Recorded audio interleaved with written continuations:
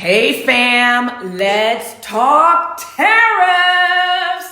I have already done 10 major press interviews this week. Fox literally just left our distillery and I have NBC up next. My phone has been blowing up all week and the number one question I'm getting is of course about tariffs. So although you might think as a spirits business CEO, I might lose my head over this, most of y'all know me. I try to stay calm through every storm because there is always a solution.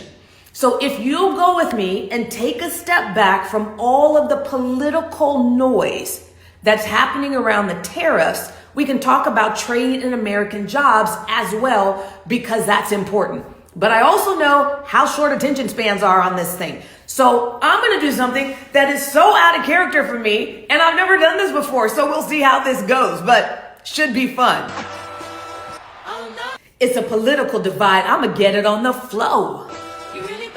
It's for national security. This is bigger than spirits. Yeah, they want to see us fold, but we built for endurance.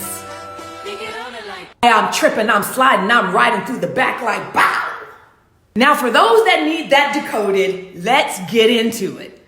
It's probably going to take me 10 minutes or so to give a comprehensive explanation of what's going on here. No politics, no slant, just facts served straight up, no chaser. So feel free to save this video and come back to it whenever you have time, because you'll definitely want to watch it to the end for full context. It'll help prevent you from getting gaslight on social media about this topic, because y'all lit up right now. And if you want to take a sip of Uncle Nearest every time you learn something new in this video, you know you have my support on that. All right, first, a little history. It may seem like what I'm about to say has nothing to do with tariffs being placed on American spirits, but bear with me for a second. Let me put y'all on game. There was a time when the U.S. was the dominant force in steel and aluminum production. In the mid-20th century, we produced nearly 70% of the world's steel. Towns like Youngstown, Ohio, where my mother is from, my mother, my aunts, my dad, my grandfather moved there after he came back from being stationed in Germany. Those towns were thriving because those steel mills provided middle-class jobs in those communities. But over the decades, that changed. Automation happened, manufacturing moved overseas, costs went down, and U.S. production collapsed. And places like Youngstown, where my mom is from, they never fully recovered. Families were left behind, deepening and widening the gap between the rich and the poor that we continue to see today. Today, you want to know what we produce? 4% of the world's steel and less than 2% of aluminum. Then who's doing the rest? I'm happy you asked. Our greatest adversaries. China and Russia are making 57% of global steel. That puts the U.S. in a serious risk. Our number one trade partner for steel, Canada. That relationship being strong is not just about business. It's about national security. But to try to fix the steel production issue, 25% tariffs were put on steel, 10% on aluminum in 2018. Canada was and still is the largest supplier of steel and aluminum to the U.S. Many American manufacturers rely on Canadian metals. So placing those tariffs on Canada was always risking our personal businesses. Although the U.S. has now temporarily paused the tariffs on Mexico and on Canada, it continues to escalate. As you know, last week, Canada pulled all American spirits, including Uncle Nearest, from liquor store shelves in 5 provinces that represent about 80% of Canada's population. Why does this matter? Because in Canada, liquor sales are government controlled. In Ontario, the LCBO, the single largest buyer of spirits in the world, their head said earlier this week that he believes removing American spirits demonstrated strength.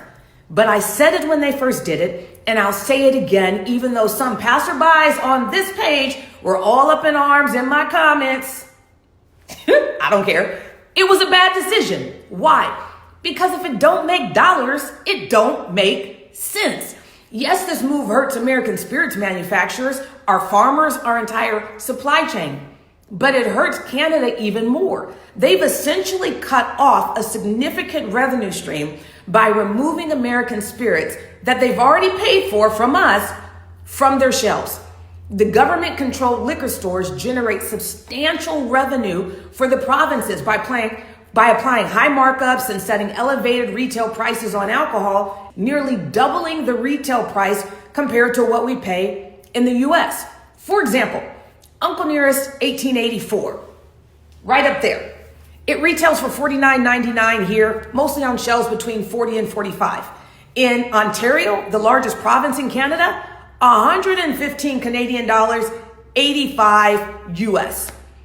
We make it so much easier for foreign businesses to do business here because we don't charge any markups whatsoever.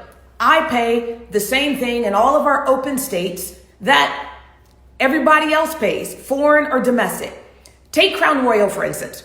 I'm not trying to pick on them. They're just a perfect example because of their enormous success in the US right now. Even though it's now owned by a British spirits conglomerate, tariffs aren't determined by ownership. They're determined by where the product is made. And Crown Royal is made in Canada. Because of this, it's always been imported into the US tariff free. Now you get a couple of those rhymes from earlier. But here's the challenge, is that in our open states, which is the majority of who it is that where the majority of the sales of spirits come from, here we compete head on. They literally don't pay anything more than we pay, and we make it pretty simple to get in here. So that's why, funny enough, in the US, Crown Royal is cheaper. So because of that, Crown Royal, the Nielsen report showed that last year it was the #1 spirit bought in our retail stores.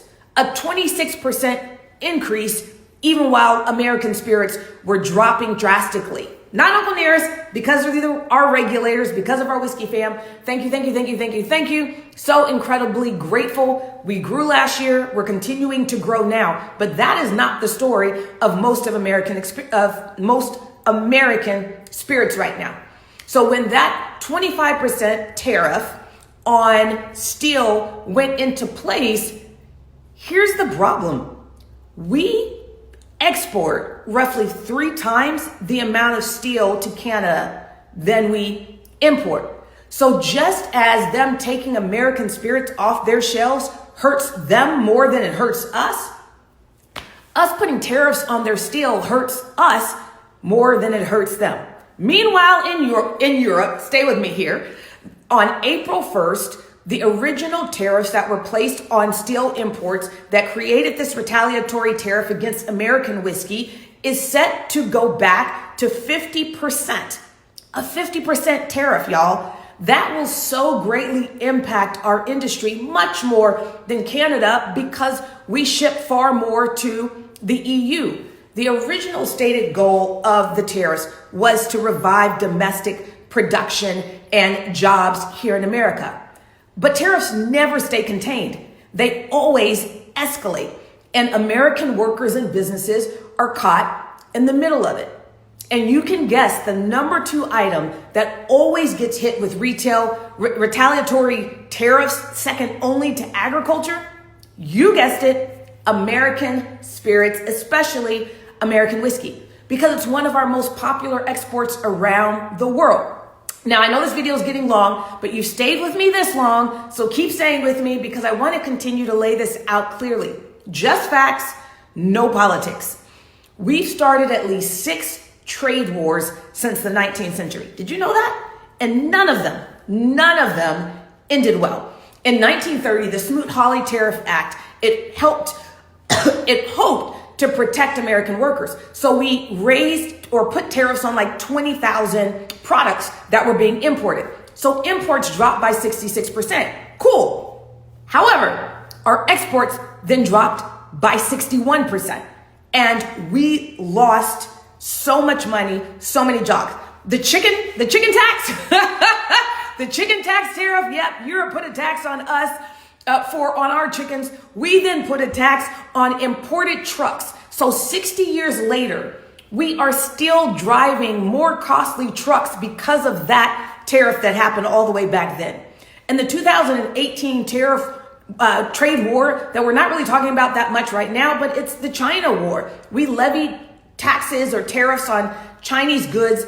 China retaliated against American agriculture. That cost our farmers billions, with a B, billions. Tariffs repeatedly have not worked. But here's the good news.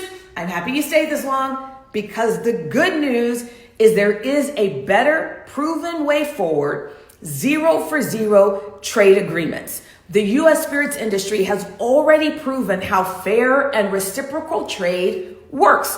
The U.S.-EU spirits agreement in '97 was a prime example. We agreed to eliminate tariffs on spirits, and whiskey trade skyrocketed 450%, reaching $7.5 billion before tariffs were reimposed in 2018, ending that highly successful agreement. And it's not just the EU and US spirit sector that has fair and reciprocal playing field. We do that with 51 other countries. Our major trading partners, EU, which includes 27 members, which I think are all countries, the UK, Canada, Mexico, Japan, and Australia. So what does that mean in real numbers? Nearly 86% of US spirits, our exports, 2.1 billion, go to countries that eliminated tariffs on American spirits. In exchange, the US eliminated tariffs on imported spirits. And as a result, 98% of spirits imported into the US originate from the countries that have also eliminated tariffs on US spirits and exports. This is how fair and reciprocal trade works. Instead of tariffs, those agreements eliminate them entirely on both sides. They create a fair, level playing field, and we've seen them work again and again. The WTO pharmaceutical agreement of 1995, you may not know this, but it eliminated the tariffs on medicine, dramatically lowering costs, which led to U.S. pharmaceutical exports growing from $2.9 billion in 96 to $55 billion in 2016. The Information Technology Agreement of 1996 eliminated tariffs on semiconductors, computers, tech products. Our global trade in that area skyrocketed. It's now 10% of world trade, over in the trillions. So again, we've seen this agreement work over and over again with countries around the world. Just like I'd love to see everybody celebrating their wins with a glass of Uncle Nearest, including making it to the end of this wordy video where I'm tripping over my words. So cheers to you for that. I want to see everybody celebrating 0 for 0 agreements around the world and encouraging our government officials to negotiate it. No politics, just good business. History will tell if the decisions made by our leaders in this moment helped or hurt our country. But let's not wait for that. While government leaders go from country to country trying to negotiate better deals, let's make sure we're supporting American-made spirits first and foremost, so our businesses continue to grow, so farmers and distillers and American workers overall aren't harmed. I won't ask you to only buy American, but if you make American products your number one choice, while all of this is being worked out, you'll be doing all of us an incredible service, and we are grateful in advance. Alrighty then, that's my take. You made it to the end. Holy cow. Cheers, y'all. I'll see you in the comments. Oh, and if your comment isn't helpful or spreading misinformation, I'll be ignoring it. So keyboard warriors, you can sit this one out. I love y'all. I'm so grateful for you. Thank you for sitting to the end of this. And I pray it's helpful with the conversation moving forward. Cheers, y'all.